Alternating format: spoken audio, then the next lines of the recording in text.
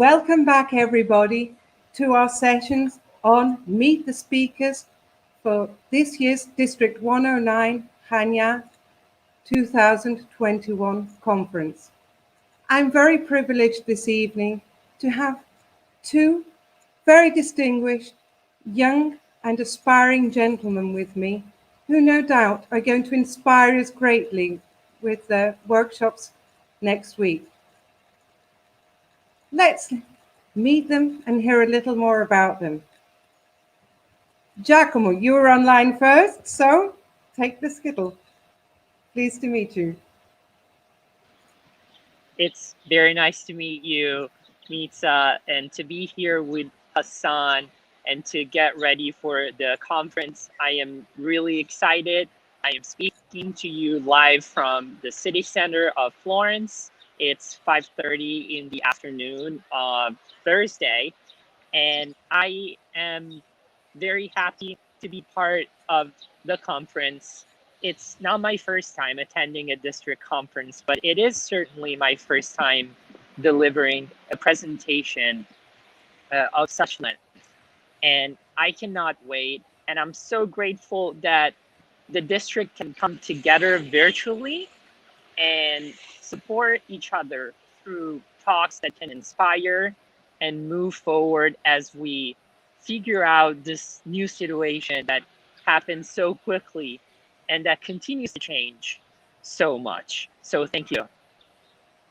Giacomo, before we move on to Hassan, give us a little more about your background, and how about telling us something that not many people know about you?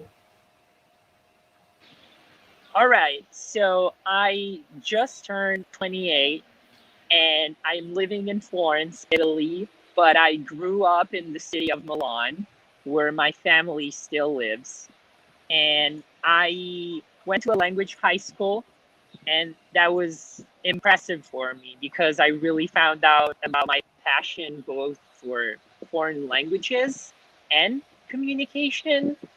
And moving on to my undergraduate studies, I was lucky enough to earn a dual degree from the University of Milan and John Cabot University in communications, and eventually went to California State University, Long Beach for my master's in Italian studies.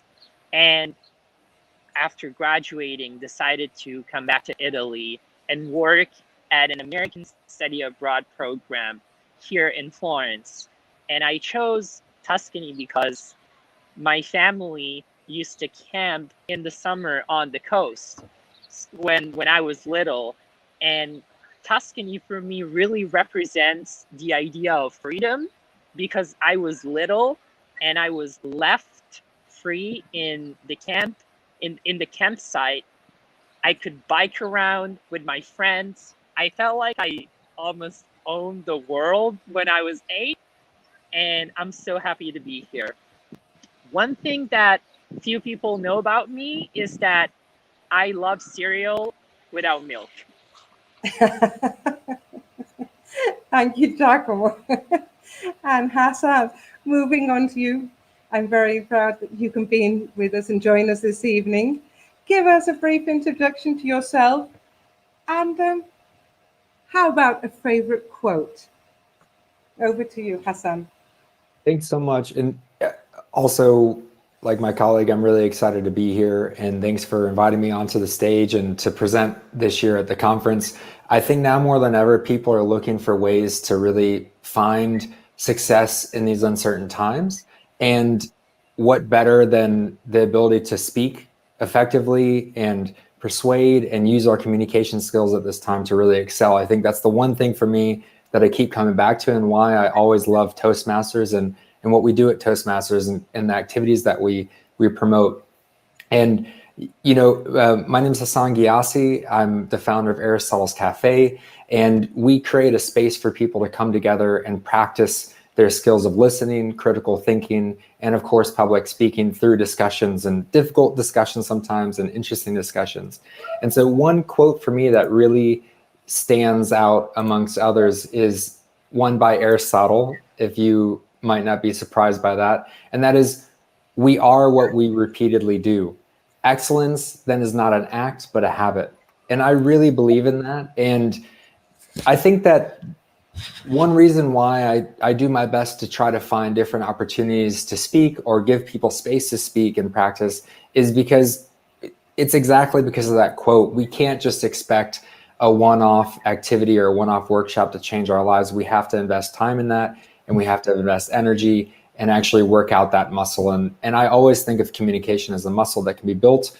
Some of us are born with something inside of us, and the only way to really show that to the world is through that process and through that polishing of that skill.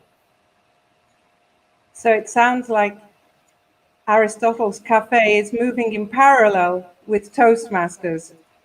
As you know, the motto behind our conference this year is Logos, Pathos, Ethos. Which one of the three do you think is the primary basis for our conference? From what you have seen, what would you say is being more focused on in this event? Well, that's such a tough question for me, because in my presentation also on persuasion, I'm going to talk about these three in depth. And I really believe in the connection between all of them and the way that it's lined up. And I think there's a big purpose behind that. And that I don't think any one of them can stand alone. And from what I've seen from, the wonderful speaker that I have next to me, from you as the interviewer, and from also the thought and integrity behind what I see as being brought to the stage, everywhere from, I know I'm really excited about one of the speakers as well. And let me just make sure I get this right. It's turning conflict into connection. And I'm so excited about that talk. And I think that for me, this conference is so exciting because it's weaving together all those pieces of both credibility, logic, and then also integrity behind it. Okay, thank you. Giacomo, moving on to you. What are you going to speak about during our conference, and what do you expect the audience to take away with them, given the fact that you're quite young still, very experienced, albeit, and we have a very broad, diverse audience from all countries and from all ages. What do you think you can give to each one of us? Thank you for the interesting question. The way I came up with my talk is because I have the privilege of interacting with students on a regular basis. And it's really a privilege because even though we're only a few years apart, I think that I learn from them a lot every day, both in the classroom and outside. And I've come to realize that their experience from the United States studying abroad here, even if only for a few months, can truly be life-changing for some of them. And that life-changing experience might eventually have consequences on leading the world to a very great extent. And so I will focus, the talk focuses on some things that I learned, and that when I think about what to expect from the leaders of tomorrow, that's what I believe. I don't want to give it all away, but it will draw from the interactions that I had, the things that I have seen, that I experienced in first person with these students that are really impressive in all ways. Sometimes even simple things, but that if really thought through carefully, are highly meaningful. And that's, I believe, also a message of hope that we all need to be reminded of, given the circumstances and the challenges we have been going through over these past few, well, not, it's been a while now, it's not months anymore, unfortunately. Thank you, Giacomo. Yes, it's not exactly what we go through rather than how it affects us that becomes a life-changing experience. Hassan, please tell us how you became an expert on your subject. What has been your growth path from this, and what can we expect to take home from us from your workshop? Thanks so much for the question. My growth path, you keep saying the word young and I keep thinking to myself, am I young or am I old now? And I'm hopefully I am old enough to know something, but young enough to still be considered energetic and youthful. And my path really goes from a few different things, but in a simple technical way, I have my master's in communication, and I also have a minor in physics. So I've always approached things in a very systematic process. So when it comes to communication, I think of it as the same way. And also I've had the opportunity and joy to live across 3 countries and 3 continents as well. From Asia, I spent 8 years in Bangkok recently. I was living in Germany, and I'm also an American. And no matter where I found myself, I always realized that persuasion and the way that we influence, the way that we communicate is similar throughout. There's just different ways to push and pull on those. And in the end, it all boiled down to ethos, pathos, and logos, and what I'm going to be really diving into during my talk. And I've seen it from the boardroom to nonprofit organizations, to working communities, to sales teams, or even with CEOs and how they might inspire their team to get behind an effort or inspire their organization to move in a new direction. And really what I hope that people can take away from my talk on persuading audiences to act is the opportunity for them to systemize their communication, their messages, that they can weave into anything from their speech, from their emails, from the way that they might organize maybe a business that they're launching or maybe a workshop that they're trying to run on their own, and really give people those key skills. Because again, I think there's so many wonderful ideas out there in the world, and I always am so sad to see sometimes when I know it's a great idea, but it's just not communicated as well as it could be, and it's not as successful as it could be. So this workshop is really for people that are looking to excel in whatever they want to do. And I'm hoping that my path and my journey will help them along the way. Well, Hassan, count me as number 1. Now that we've got to talk to each other a little bit, I realize that your backgrounds are not too diverse. You're both experts in communications.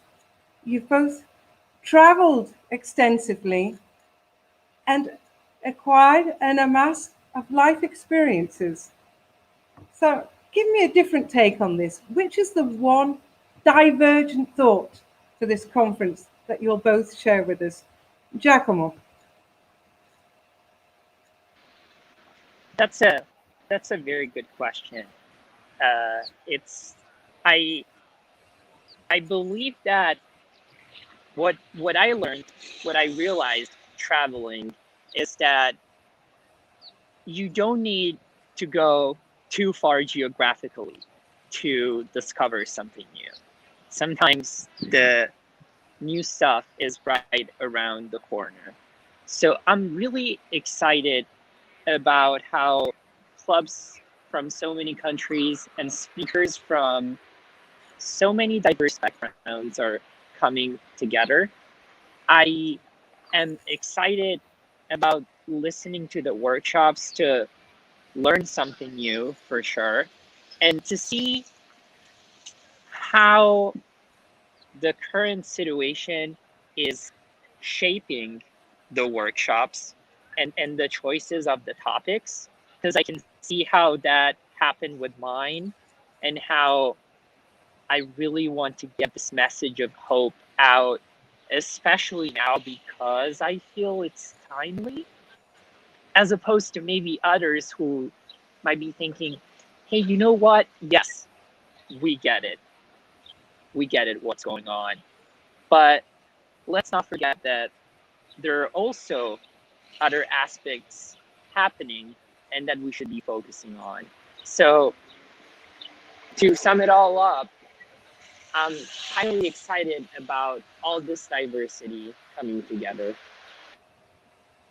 Okay, thank you. Well, there is never a cloud without a silver lining, and opportunities will always arise out of any situation should we be able to see them and move forwards with them. Hassan, what's your take on the divergent side of this conference? Well, I love what Giacomo said. I think that there's a lot going on right now. When we think about divergent thinking, it's about lateral thinking and coming up with different ideas to a certain idea, right? To a certain subject. So again, for me, you guys have done such a wonderful job of bringing in different speakers, different things to focus on. And also it hits really home in terms of what I do at Aristotle's Cafe with the discussions that I do, because we are all about holding different opinions as equal and viewing them equally, right? And not, I think one of the most divergent things we can do right now is not silence the other side, is not push down the other side, and actually let people speak up and hear everything before making a decision. And also another thing that might be divergent right now is not taking things too personally if you might disagree with them. And I think that this conference is a good representation of that, different avenues to reach different goals and allowing people to share their thoughts and their experiences on that. And I just want to also make a note that in the end, all of us are going to come at this from a different angle. And I think that's what makes Toastmasters so beautiful. I think that's what makes this conference so beautiful. And I think that's what makes us doing this together. And it's so nice that we get to invite people in and have this opportunity and this resource for them for free, and the chance to join in on these sessions with people that they would otherwise never meet. So I think it's a wonderful way and a wonderful approach that this conference has taken to that. And from the subject matter and the title of your workshop, and to understand you're going to encourage a lot of interaction with our guests, because I guess this is something that it's very difficult to overcome in a virtual world. You know, we used to have the breaks, used to have the questions, and well, questions and answers, of course, but the sort of traditional interaction where someone could slide up to a speaker and say, hey, look, I really like that. Can we have an opportunity to speak again later? This is something I think both of you will have to work around in our new environment. Any thoughts, either of you? Yeah, I think that's a great question. For me personally, I've been running this workshop online for the past several years. This workshop has been developed as an online workshop. I've ran it for big conferences, for teams, and it is highly interactive. So don't expect to come to my session and just sit back and listen. You're going to get your hands dirty. You're going to get to interact with the concepts. You're going to actually create a business within that 45 minutes with another group. I'm not going to tell you too much. You have to join to find out. But also too, I think right now there are some mechanisms that we can use with online presentations and online workshops that I think in some ways might trump our typical interactions of in-person. And anyone that wants to see that in action can come and join the workshop. And also there's another divergent idea that I have in there, which is persuasion actually starts with empathy. And so if you want to find out about that, then you can join and find out what it's about there. Thank you very much. Giacomo, would you like to add anything to what Hassan has just said about overcoming our traditional forms of mingling at conferences? I want to thank Hassan for his answer. I have to say that my presentation will probably be a little different because I will start by asking the audience to listen and to listen to some stories. That for sure. And I did correspond with the organizers a lot to make sure that the stories were framed and presented within a specific time frame, because I want the stories to provide the basis for a discussion with the audience. So there is going to be a Q&A session, which I do not envision to be satisfactory to discuss the topic I will be presenting on, but definitely as a starting point to do what Hassan was suggesting earlier, which is meeting, networking, and continuing the discussion on the same topic in other contexts, hopefully. That sounds very, very interesting. I'm definitely going to be in both of your workshops. How about our competition now? Which other workshops are you dying to hear? I mean, Hassan, you mentioned one earlier, which I think quite a few people would like to follow. Which others have enticed you? You know, I think, I don't know if we talked about this right before we went on or not, but there's just so many good sessions to join. I personally really love Giacomo's session too, about how to learn from generations that are coming up. I think sometimes we miss that, sometimes we forget about that, and I think it's a fantastic way to think about the future and envision that. So I'm interested in checking Giacomo. I'm interested in coming to yours, and also I'm just curious to join every session that I possibly can, and specifically the one on turning conflict into connection. Sarah, I'm missing her name right now. I think it's Sarah, but I'm interested in connecting with her and finding more out about what she's going to be doing there. Thank you. I think you're very correct in that Giacomo has hit the nail on the head. It's a very important leadership skill in being able to listen, and who from to listen, rather than the new generations as to where we should be driven. And it's experience which can lead us, but the power force is the new generation. Giacomo, who else are you looking forward to hearing during the workshop?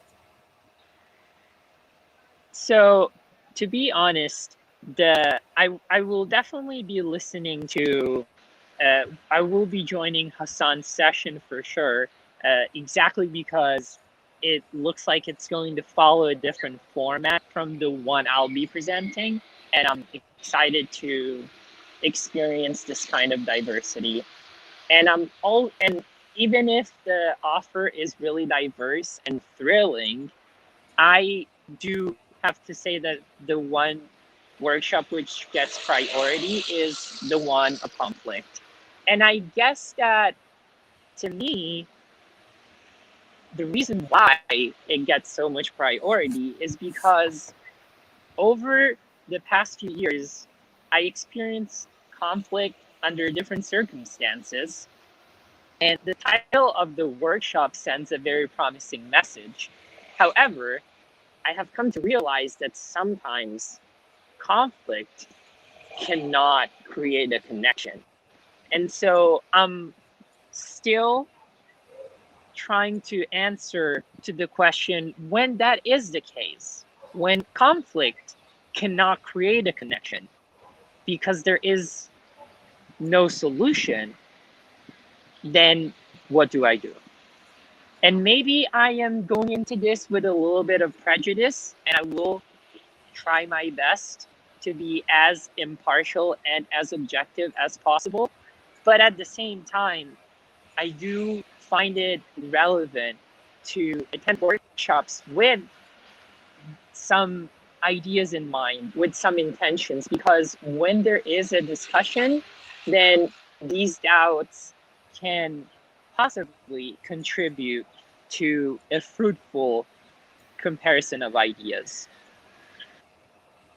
I totally agree with you, and I think you touched upon a prime example, that of conflict. And when is there ever a point when one must realize that it cannot be totally diffused, and maybe we should work around it in another manner as opposed to trying to develop communication? Giacomo, one last question to you, because Hassan touched upon it earlier. The motto of the conference is Ethos, Logos, Pathos. And okay, I did my homework on you this afternoon, but I would like you to tell me for yourself, which of those three pillars of Aristotle's rhetoric represents you the most? and give me your 2 words. So the one that really resonates with me would be pathos, because I feel, and when I talk about pathos, I'm actually referring to excitement and will of doing. And that's one of the greatest desires that I have had over these past few months. Unfortunately, in Italy, the restrictions have been quite significant.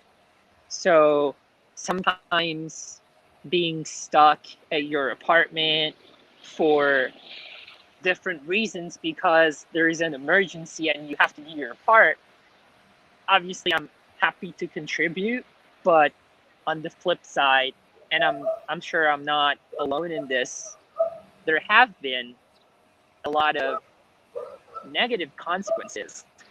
And so I'm shooting for pathos because the message of hope that I will be sending out is one that I not only hope will resonate with the audience attending the conference, but I also hope I will find in other presentations in different ways with different styles.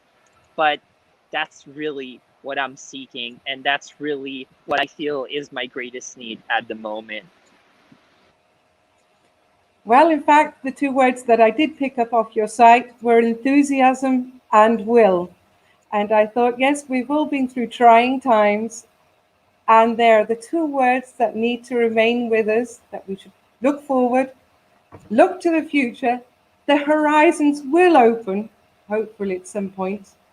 I mean, I'm sure lots of countries have been through a lot worse than what we have been through over the past year. And we should just learn from it. Gentlemen, I would like to thank you very, very much for your time and participation in this short interview. It's been a great pleasure to get to know you, and I really look forward to hearing you next weekend. Thank you again. Likewise, thank you so much. Thank you. Thank you very much. It was a pleasure, and I look forward to the conference and your workshops. Enjoy the rest of your day. Thank you, everybody.